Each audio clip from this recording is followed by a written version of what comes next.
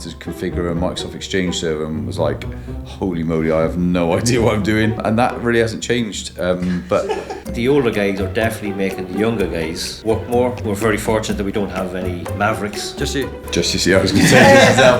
No, I'm not, I don't think. I remember talking to some of our team, and it occurred to me that both of them could have been my kids. Could have been your kids. No, sorry, that sounds terrible. Cut that bit out. How are you adapting your organisations to the AI revolution, and do you see it as hype? A lot of the people driving the hype are those with most to gain. If I talk to my niece and nephew, they're very anti-AI. They think it's a bit naff, probably like their uncle. There is also that backlash starting to come. Elon Musk with Grok, and that now obviously is engaged into the Pentagon's. Nothing to worry about there. You're definitely going to get a letter. The legal letters are coming. Any legal cases come, it was Luke.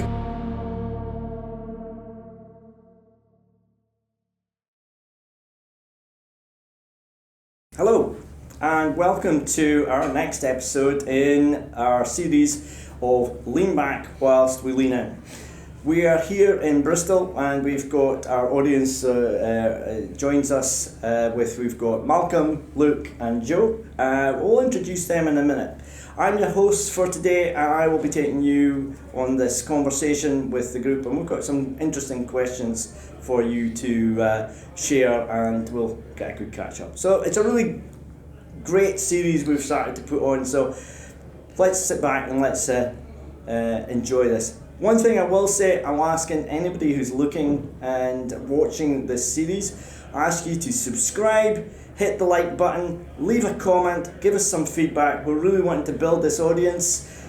We can only build it if you guys and girls are all engaged in this. So enjoy, let's crack on. Thank you, Austin. Welcome. Good evening. Yeah. Good evening it is. Yes. So yes. Joe, let's just kick off with you. Okay. Give us an introduction, just let me know a bit about background. So, Joe Molloy from Cuskin Sync IT in the northeast of Ireland. We're a 25-person MSP.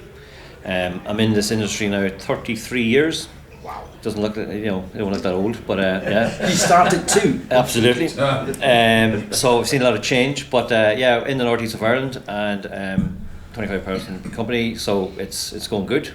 Good. There is one thing I want to pull out here at this present moment. Did you not do a merger or an acquisition We a couple of years ago? We did, yeah. So 3 years ago we acquired a print business.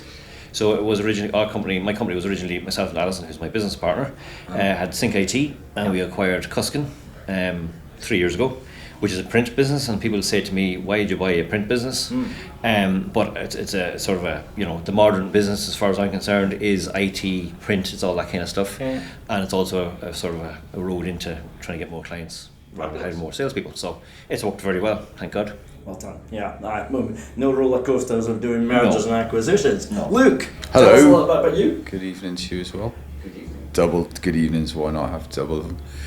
So my name's Luke, and as you've already guessed, and I work at a company called B2B IT Services. We're based in the eternally sunny Cardiff, which is in Wales in the UK. And that's kind of it. We're an MSP. How long have you been on the go for? So we are in our 25th year, I think, something like that. When I say that, I don't actually know. I've sort of forgotten. It doesn't seem like a long time ago when we started. I was one of the founders of the business, but it also seems like I can't remember not doing it. Right. So yeah, it's been a long old time. So it's been a passion of yours. Are you technical? Are you a business? I have literally no skills. You've got skills. No, I have no idea what I'm doing. I'm just a good blagger. Blag for 25 years of blagger. A bluffer. Good. Bluffer, that's it, exactly. Not a fluffer, a bluffer. That's the side business. That's the side business. So actually no, it's 21 years. I was just thinking then it's 2004, so I do know some stuff. Yeah, so I sort of technical background, but I do remember our first time we ever got our first client and had to configure a Microsoft Exchange server and was like, holy moly, I have no idea what I'm doing, and that really hasn't changed. But yeah, so now fortunately, hopefully clients aren't listening. Exactly. Fortunately, I was going to say fortunately for our clients and staff, I'm not involved in pretty much anything really, but also very much not involved in technical. I joyously use a Mac computer just to upset everybody in the business and utilise it as a You glorified like typewriter. You just Yes. stir it up. If it breaks, I'll just buy a new one. I don't know what to do with it other than that. So yeah, that's us. There's a guy called Ted Garner. Do you remember Ted Garner from IT Weapons? He used to go to. Do you remember him? Yeah, he was interested. He was the guy. He tattooed. He was in Las Vegas and he got his clients, and his client says, "Hey, but are you not going to be selling your company?" And he said, "Wait a minute." He went straight onto the strip, tattooed the name of his company onto his chest, came in, ripped his shirt open, ripped off the badge, and just says, "I'm not going anywhere." A year later, he had laser surgery and sold the business. Yeah, that's right. So but the interesting thing from him is just exactly what you said. He had no tools. He said his biggest pride was he had no administration, passwords, or anything for the system, and that to him was a real key. He had managed to delegate everything. Totally that, and I think that's it's a real privileged position to be in, but also a real blessing for our clients. I love it. Love it. Malcolm, we've known about that for a while. We have you? Yeah, my name's Malcolm Diack. Work for a company called Virtuoso. We're based in London and Auckland. Almost said New York, but no, London and Auckland. We employ about 45, 50 people. We've been running since about 2011 as a company. Our founders came over from New Zealand. They were sort of hardcore Citrix consultants, enterprise engineering stuff, and thought, what's the most competitive market, the hardest place in the world to do sort of IT, London. So they set up an MSP, and effectively that's what we've been doing as MSP stuff since about 2018. I joined the company 2021, and it's the 5th, and it's by plan for it to be the last MSP that I work for. What, have you got some plans to destroy it after this? No. It's just Exactly. I've moved around the a few mic times. Yeah, and how many? We've known one another. How long?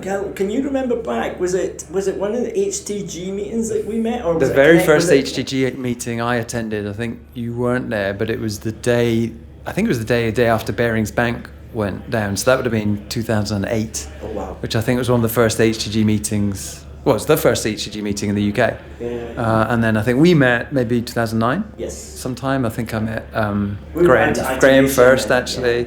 Yeah, various trips to the States and stuff. But it's a fantastic community. The whole MSP world is. So yeah, I'm just glad to be in it. I graduated here, so I'm glad to be back in Bristol. Yeah, well, we're delighted that Virtuoso have come back into the group. So let's move into the next question, and I'll start with yourself, Malcolm.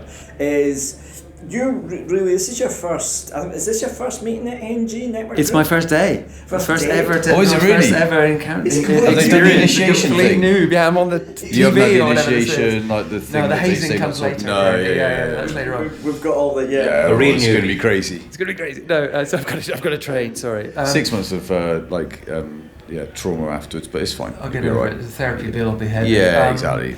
Yeah, no. So our company Virtuoso joined Network Group in, I think it was August, September last year. Yeah. A colleague Lewis, I think he's been on one of these. He's done a few of these groups. But Lewis had been with a previous company, a Network Group attendee or member for 10 years, I think, and he joined Virtuoso sort of same time as me, I suppose. And was really keen that we rejoined. There's a lot to gain from joining the group. What was the reason? Why was he so keen? What was the thing to do? Yeah, what he told us was, so I've been in other peer groups and communities for a while, and what Lewis was saying was very similar to what I'd heard from, whilst it's not a strict peer group, it's sort of small pods, and to the same degree you get that sense and actual community to work with, to share ideas with, best practice, contact with the vendors, but more importantly I think the networking opportunities with your peers. So Lewis was really keen to re-engage with that, so that we as a company would benefit from his network and the collective wisdom of all the people in the group, and sort of new ways of doing business, new business models. It's a different group to what we've met before. Yeah. So, have you gone to any overseas conferences over the years? No. Did I meet you? No, I obviously met you, Austen. January 2018 was when I joined, myself and Alison. Was that down in Brighton, the first one? We down I in think Gala? no, it was Telford, I think. Telford. Oh Lord, Telford. Because everyone's going on about Telford. We love place. Telford. We love I thought it was Telford. okay. Anyway, but did I meet you in ConnectWise? Were you? Yeah, I did connect. Did you go? Is the UK one? No, the US. Did you go out to that one? IT Nation in Orlando. No, wasn't there? No, I can't remember. No, it was in Houston. Right. Was it something in Houston? Dude, I can't remember. That might have been 2017. That was PAX 8. No, that was Datacons. Remember the Datacon day? They did some big ones. Yeah, Yeah, they did. And that was you. But anyway, from that got me into the network group. Excellent. Right. So you weren't put off when you met this dumb No, Scots guy? Mad. No, it was good crack, and so that's, I thought, like, from an Irish perspective, obviously we're a smaller country, smaller community. We're the only MSP in our neck of the woods, believe it or not. So when we joined the network group, it was a big eye opener for us in the sense of that sharing ideas, because we were very sort of. So insular. Absolutely, and everybody was talking about their business, and I thought this was mad, but it was great, and it has transformed us. It's helped us by talking to different people.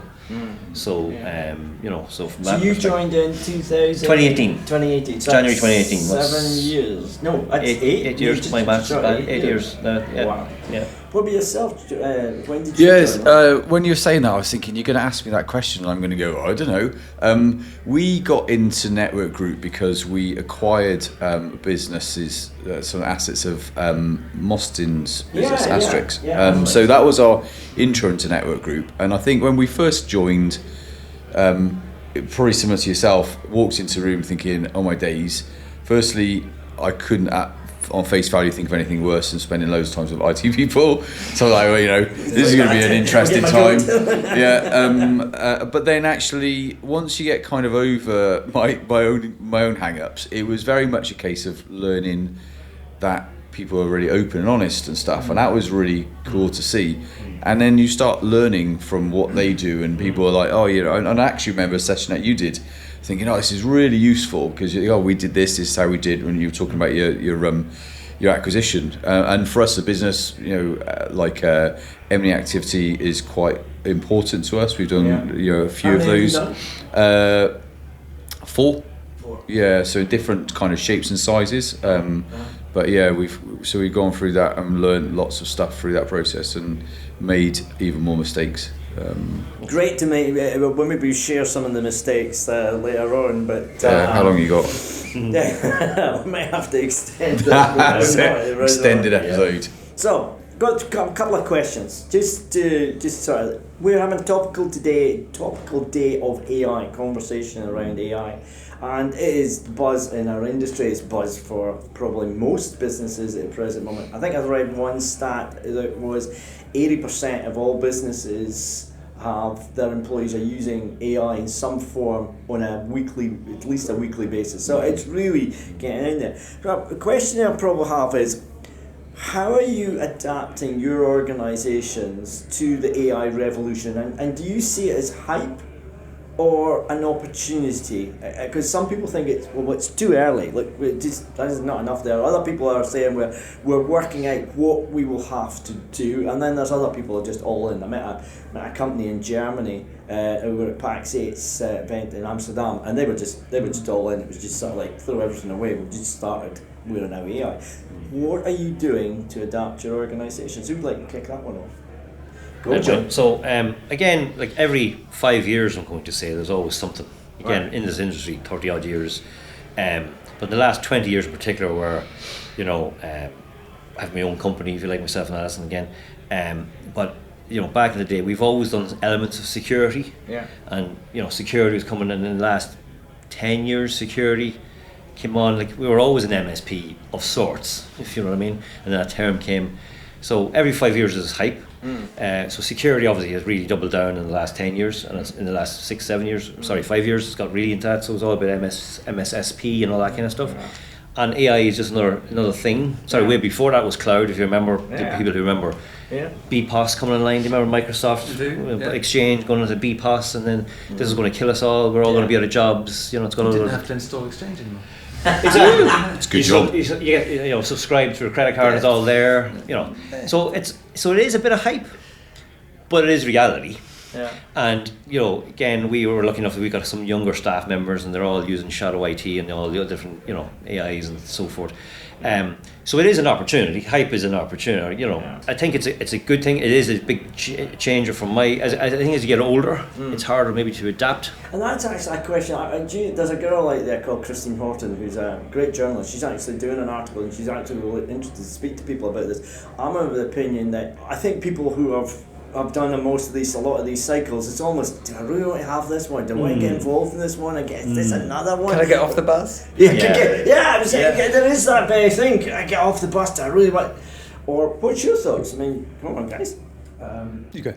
Yeah, I like, so personally I am, you talk about AI, and that is like, for me, pressing play on a tape recorder, so I will just, I'm a huge advocate of AI. I've spent quite a lot of time just drowning myself in it, mostly because I see it as a opportunity for a new way of thinking, and the creative part of me kind of goes, wow, this is amazing, it's a new dawn, new era with unlimited possibilities, so my brain just kind of, the horizon just continually expands. I think so, that for me personally, and I think we're in a professional capacity, yes, absolutely, there are a lot of things to talk about with regards to that.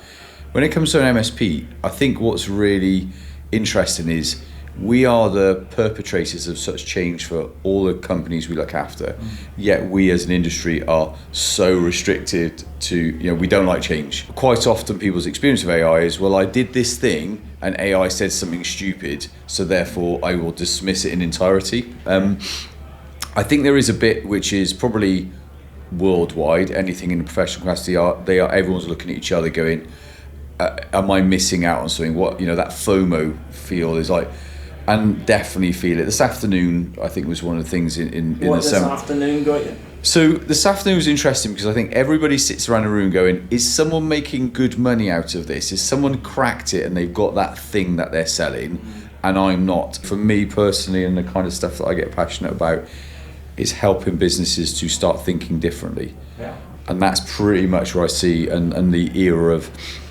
probably augmentation, so using AI, augmenting what you already do to make it more effective or faster, I think is something that I see as an exciting area. Well, that's what it is though, isn't it? For me, AI is all about change and a different level of change for you or your life, for your business. Yes. Do you know? Yeah, totally. Yeah, and I think, what we had in our industry, there was a time which was pretty crazy. People knew their IT because they looked in books for it.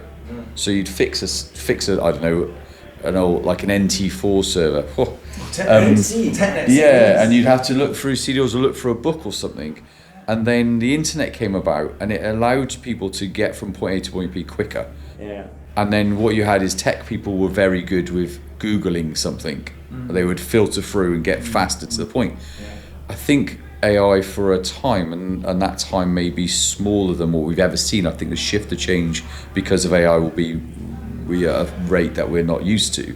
But there will be then that ability for people to use AI to do the thing that they were previously Googling, and now it's a more dynamic engagement rather than that static tool thing. mastery, so you get ahead. Yes, absolutely. Yeah. So you've got the two offices. Are you seeing any differences in New Zealand and the UK? Are you? It's a good question. No, there's not. We don't see a huge amount of difference yet, but it is useful for us and across all sorts of bits of our business to do what you might call A/B testing. So what works over here? So if you try an experiment in two different places, you can see if the results are different. And Cool. So marketing for sure.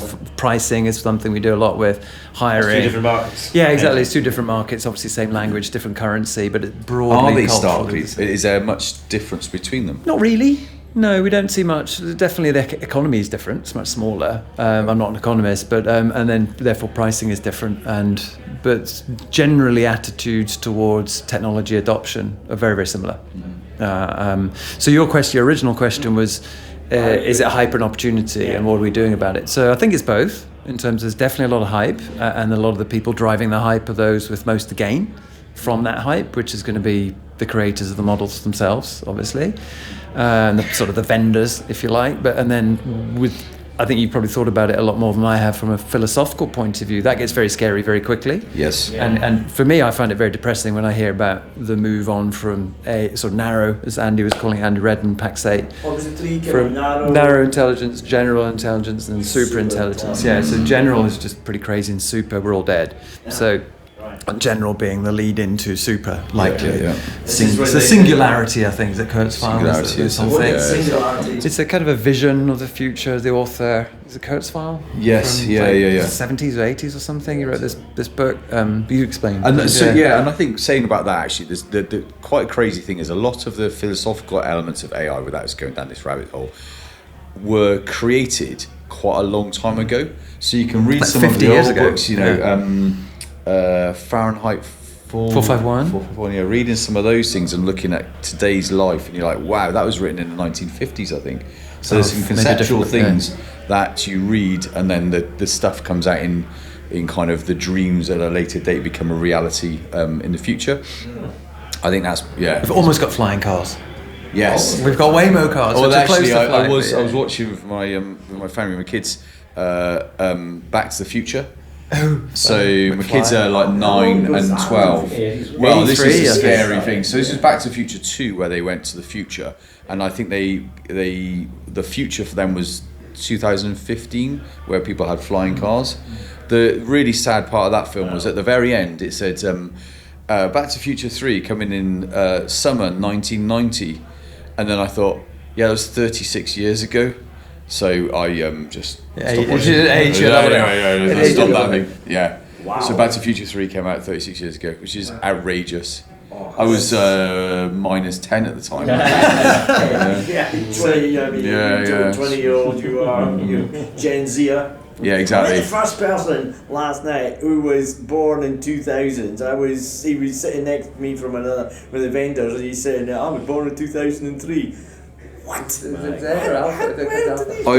I remember talking to some of our team in work, and it occurred to me that both of them could have been my kids. So I just stopped the meeting. So I Could get have out. been your kids. They weren't. No, as in. Sorry, that sounds terrible. They could have been my kids. No, as in. They were young gotta go, enough like. to be. It's not to say to your family at the Bristol. Yes, it. No, that was.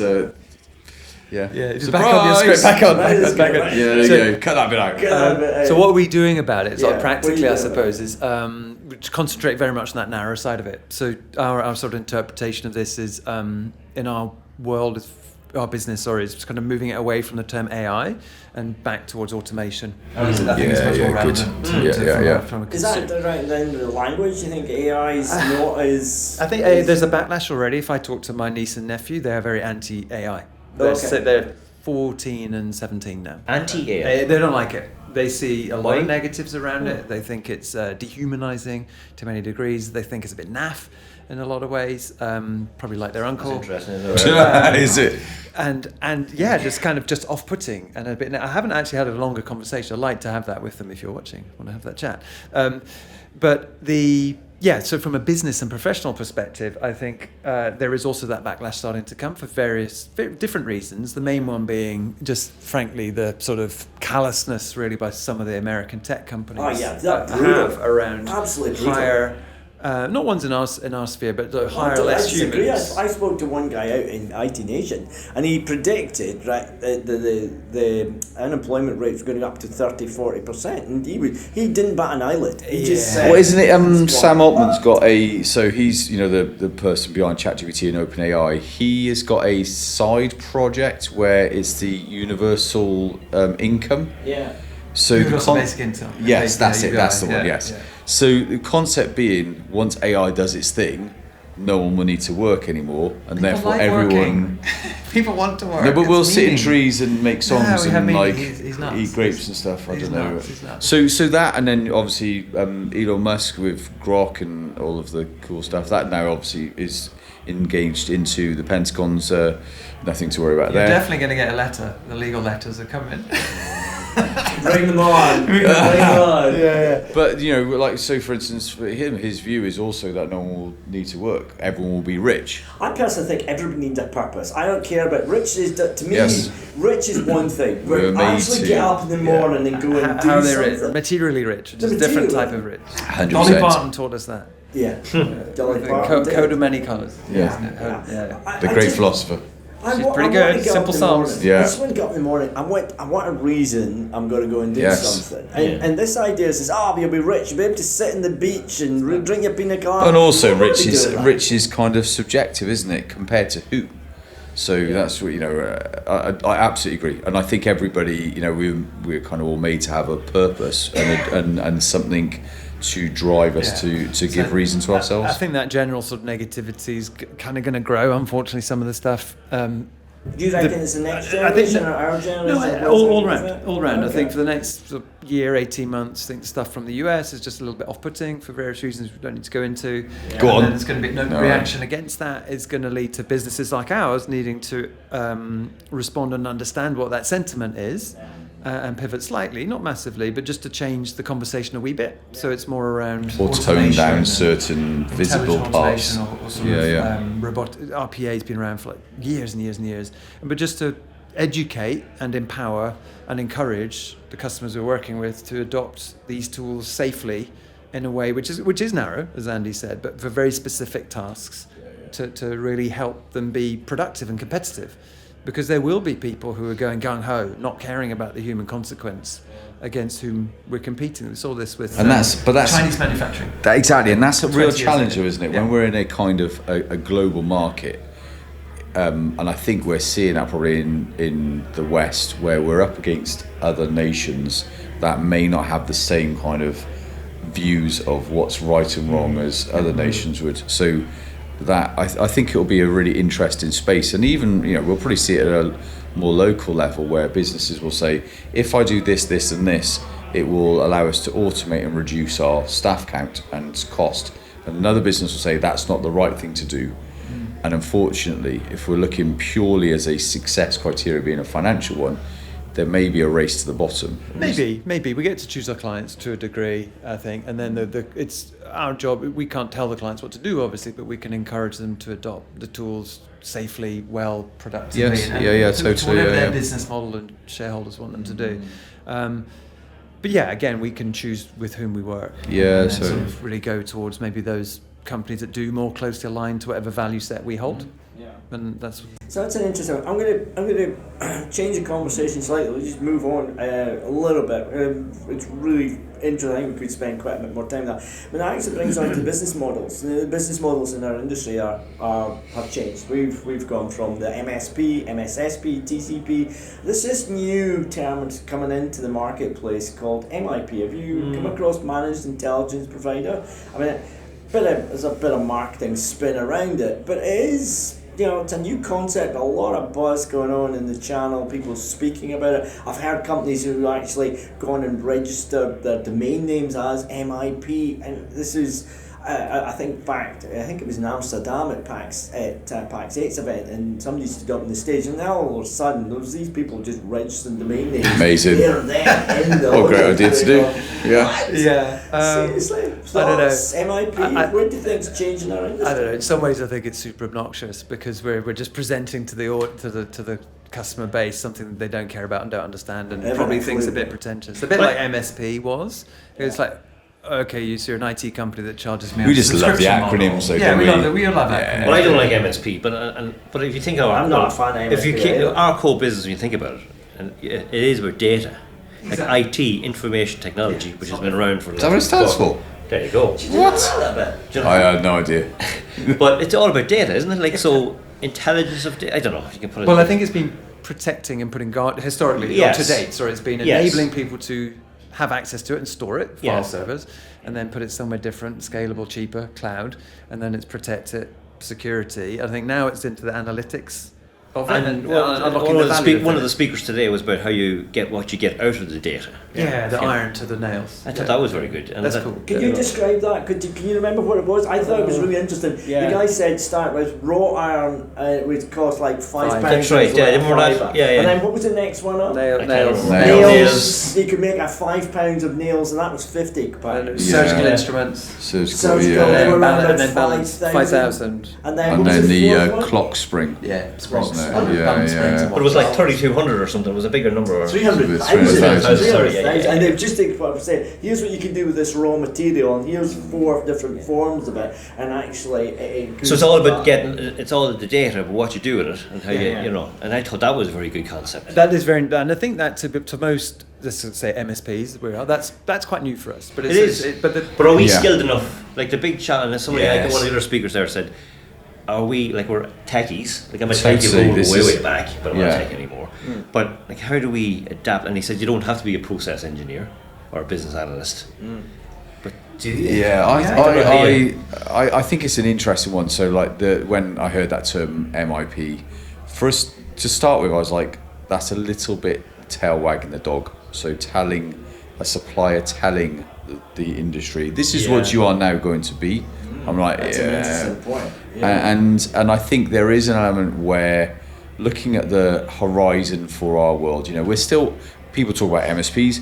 I don't think we are, even as a industry in entirety, completely kind of formulated in what it means to be an MSP yet. You know, there's still a bit of a change in these sliding scales of some businesses that are way into it and some businesses that aren't and stuff. When it comes to the MIP, I think absolutely what you're alluding to there is when we bring our teams together, they are predominantly techies. Yes, you might get the unicorns, and we, you know, in our business, you know, I'm really like fortunate to have some real unicorns there. You might also have the Swiss Army knives that are just, you throw anything to them and they kind of work out something. And again, we've got those in the business, but that's usually through luck rather than design. Yeah. So to say to a techie, hey, you know, you used to be able to you got a kick out of seeing something broken, fixing it and passing it on. Now you need to understand business processes and understand outcomes and be able to model this. And that's I think it's not necessarily a pivot. Not the standard. You might luck out. You might have a dev have like heavy business or whatever that mindset might apply itself to. And again, what's the client expectations? I don't know whether they are wanting that. Well, it's all we've done so far with our AI strategy is to have conversations with our clients. And we did this a number of years back, but it was more to do like understanding the business. And that's the uniqueness, I think not unique to the MSP, but unique to us, what we do in our area, is really understand the client's need and what are you trying to output? You're trying to make them widgets, how many a week and that kind of stuff. And just listen to that conversation. Yes. And say, right, we're trying to automate this, or we're going to help you, and here's some tools. So we're just sort of giving them the ideas. Yeah. Does that make sense? Yeah. To let them start thinking differently. Yeah, and they've got to run with it, I guess. Yeah, but I don't know. We've had 6 or 7 conversations, and the clients are saying, "That's great, Joe. Let's move on." The next one, I'm going, "Holy crap! What do I do next?" Yes. We're secure because it's a two-step conversation. Well, to do all that, guys, we do need to up your security. Yeah. So that's helping us up. That's great. But they're spending the money. So all the last 12 months, we've been having this conversation. Yeah. And now they're securing, so we've upped the security levels. It's like doing the cloud without an internet line. Yeah. You had to do cloud, no one had internet pipes to support all the stuff being on the cloud. Perfect. So you had 3 months to get your lease line in. Yeah, lease line's coming now, it's going to be in there 3 months' time, and I'm going, holy crap, what are we going to do next? Do you know? Yeah, absolutely. And that's the challenge we have. Ask AI. Yeah. Throw into chat, throw into AI. Yeah, what do I do now? Yeah, we have, as I mentioned, we've got this responsibility to listen, and I think our customers are being put under more competitive through productivity, like you're saying, global market pressures, and I think we have to listen, identify those problems, and then work with reliable delivery partners if we don't have those skills ourselves. And I think it's always going to be a case where there's stuff we can't deliver because it's too complicated. Personally, well, from our company's point of view right now, we put a bit of a boundary around sort of Foundry. We say we probably won't do that stuff.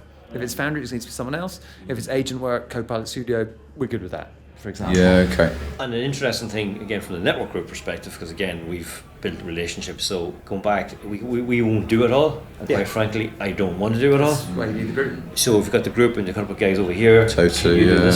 And maybe similar to like businesses that, you know, if there was a manufacturing business growing to a certain size, you may engage them and say, hey, an ERP system might be a useful thing that you might not have one in place. If they then go, yeah, can you do it?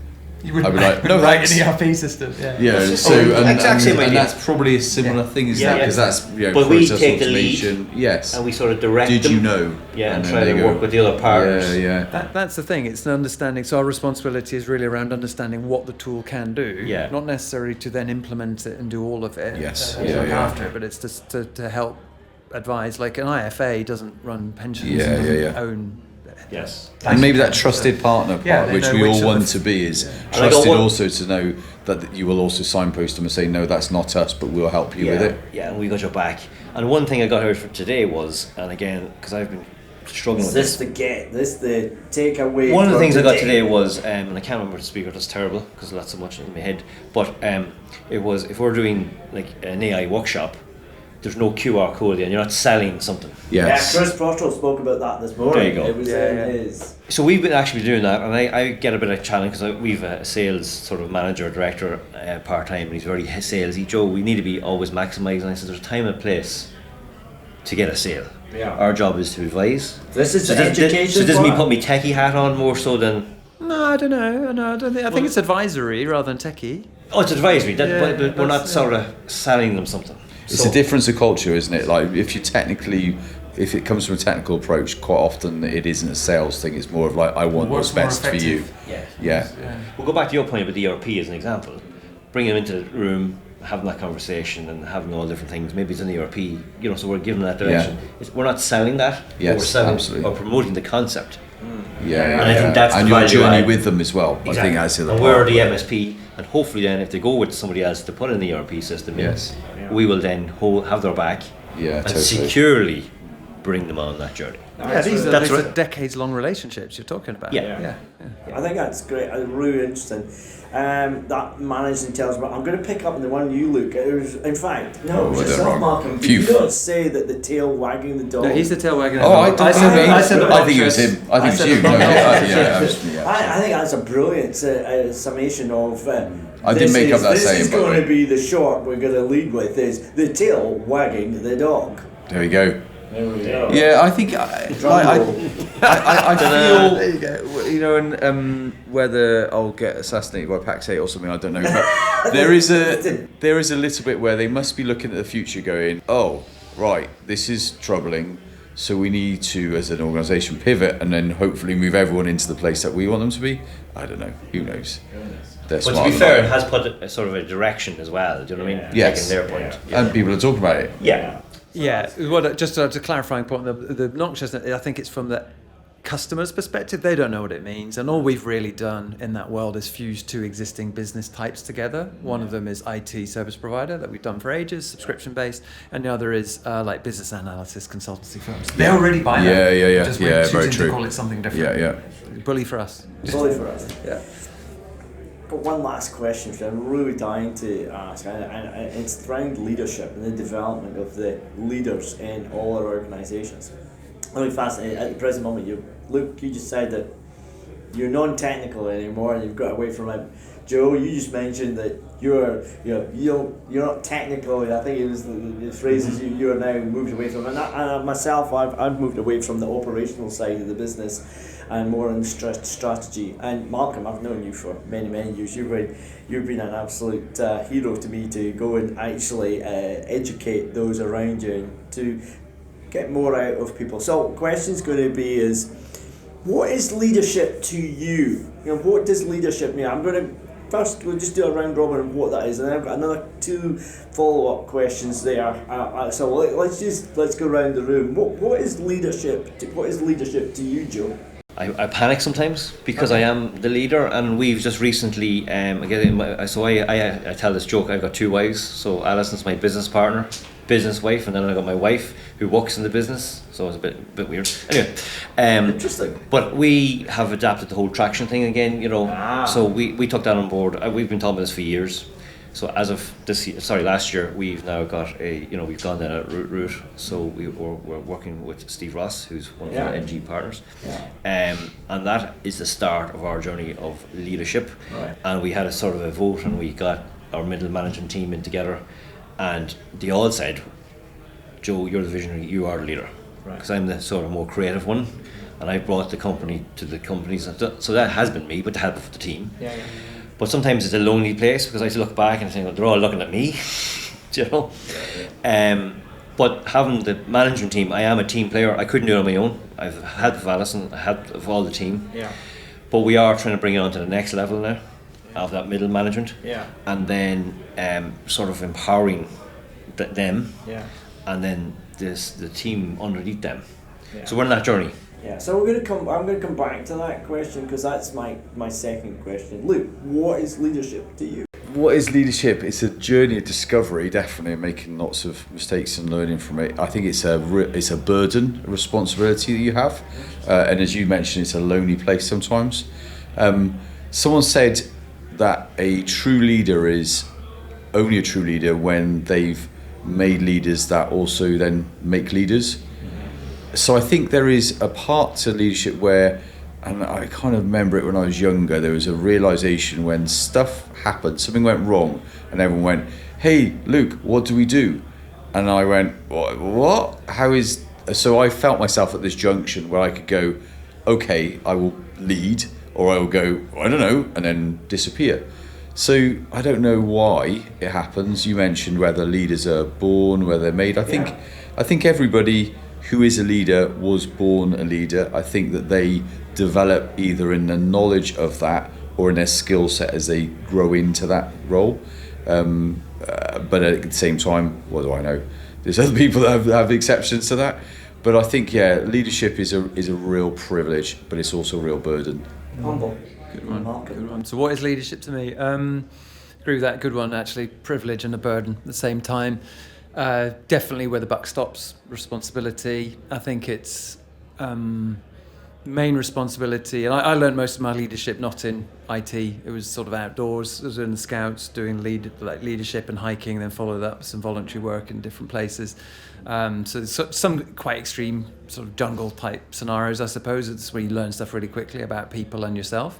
So in that context and back in the office, really it's around creating a safe space. So the primary responsibility, I think, of a leader is to create a feeling of safety, even if it's not actually safe. So the people you're leading need to feel that way so they can perform at their best. And then it's to bring the best out of those people in whatever role they have in the team that you're leading. Marvellous. I'm going to jump to the second question, is developing that next generation of leaders. And one thing which I'm doing in the business, my own business, is that we've created a next tier down. It's a book I'm really keen to promote and encourage everybody. It's called Turn the Ship Around, and it's about the Navy guy. Yeah. Navy guy, and it's about creating leaders. And one thing I really liked about that is I've got people on my team now who they used to come to me and ask me, what do I do next? How do I do this? And actually I've now got them to a point where they lead it and they're coming to me, this is what I am doing. This is how, and it's changing life. So the question is, does this next generation then, because I want the business to be on me. So where are you finding and how are you finding that next talent? Interesting question. Well, I suppose what we've done, again, with this middle management team, and again, there's some older, from an age perspective, they're all older, if that makes sense. Yeah. But we, in the last couple of years, have taken on younger, we made a decision 5 or 6 years ago to bring on younger, like in their 20s, and train them up. So if you look at our support team and the engineers, and sort of team leaders within that, the old are mixing with the younger. Yeah. And that actually has encouraged each other, if that makes sense. Yeah. So there is that element of everybody can work at their own level and have the comfort, as you say, Malcolm. So there's no threat to them, but they work. So it's a great team spirit. But the older guys are definitely making the younger guys work more and giving them the leadership, if that makes sense. Yeah. So it's been a great balance, and I think that kind of mix. We're very fortunate that we don't have any, I don't think, mavericks in the company who just want to do their own thing. Just you. I was going to say just yourself. No, I'm not. I don't think. Hope not. Comment below. Yeah, exactly. Comment below. Yeah. No one's the maverick. You're the maverick. But so right, go on. Yeah. Right, you were going to say? No, so it's that balance. So it just sort of happens. It has happened. Yeah. We didn't sort of work it that way. So maybe we're just fortunate to have the right people. I don't know. It was good leadership. Luke? So that thing just at the end you said about right people. So I've made up this phrase completely myself, which is in a business having the right people in the right seats. If you've heard it before, it was. Is that you? Did you someone stole it and made it into a book. I don't know. I think somebody else is going to be. So you got again, there. Yeah, right. If you comment again. So we worked really hard at that, and as a business for us, as we grew, I felt the obligation and responsibility to remove myself and from the business being the glass ceiling for everyone else. So we grew our senior leadership team. We worked on that. I kind of strategically worked on that for about a year and a half. To a place now where the team kind of look after everything with the business, and that is probably the most rewarding thing that I've ever done in the business. You know, I love the kind of cut and thrust of getting new business and meeting with clients and, you know, all of that stuff. But when you when you see people becoming better than you at doing something, that's amazing. So in our business, we've got two main principles. So the first one is to create, is to provide a best customer experience at every touch point. And then our second thing that I'm really focused on now is to create an environment for people to be the best they can be. And the best thing there now is I've passed that baton on to our leadership team, and that is what they're passionate about. So, you know, when they start saying stuff, rather than, oh, this is a problem, they say, this is what I'm going to do. Solution. Yeah, and I think, again, the engagement I have with them now, because of how good they are at what they do, is I'm mentoring them. And that's it. So there's, from an operational perspective, from their abilities, and just seeing them rip roar and get better and better and better. That for me has been one of the most, it's the most rewarding thing I've ever done. Seeing other people flourish is a fantastic thing. So yeah. That's cool. Yeah. So to your question, Austin, I think there's different levels within a company. Obviously, I think the senior leadership's role is really to create the environment and the culture where all forms of leadership is celebrated, and particularly effective leadership, because you can have people who end up in a position of sort of authority, and they're not necessarily very good at leading. I agree with you, Luke, in the sense that I think people are born, the leaders, the effective leaders, certainly ones who are probably born with it and develop skills and get better at it and hone it and get better and better and better. I don't think you can be, and the definition of a leader is whether people follow you. So you can Yes. again, you can have that positional authority and no one really follows you or listens to you, and that can be quite sad and quite hard to watch, and no one should get it by default, certainly not through length of tenure Yes. or anything. Yes. It's got to be merit. Absolutely. It's got to be merit based and continually tested, and never just assumed that you continue to be the leader because you were. If you start to be an ineffective leader and people stop following you, that should be raising some flags. But yeah, that idea of the most rewarding thing ever, yeah, that's why I do this, because my history was sort of youth development. The MSPs are great vehicles for developing people of all ages and sort of experience. And we find some fantastic people coming into IT in our business, typically from hospitality. Brilliant. Yes, yeah, very similar to us actually. Actual leadership skills, because they're leading the customers that they're working with in hotels, wherever it might be, and they learn some tech, and they're awesome at dealing that. One of our leadership team actually is from hospitality. Yeah, she's brilliant. Yeah, fantastic. Yeah. So it's probably, for me, I don't have very many, if any, direct reports these days, but thanks for the kind words, Austin. But sort of working in the community and with other companies and our own companies, the personal development of leadership skills and confidence is for me super rewarding. Yeah. Guys, thoroughly enjoyed it. I'm going to wrap this up just now. I think we've it's really interesting. I can't say how much I've enjoyed the interaction with the four of us have had today. So, for the audience today, could you just let them know how best to get in contact? Because people like to reach out and do so how could somebody get in contact with Joe Molloy at cuskinsyncit.ie. Okay. And on LinkedIn, yeah. Perfect, great. Yeah, LinkedIn, or you can fax me.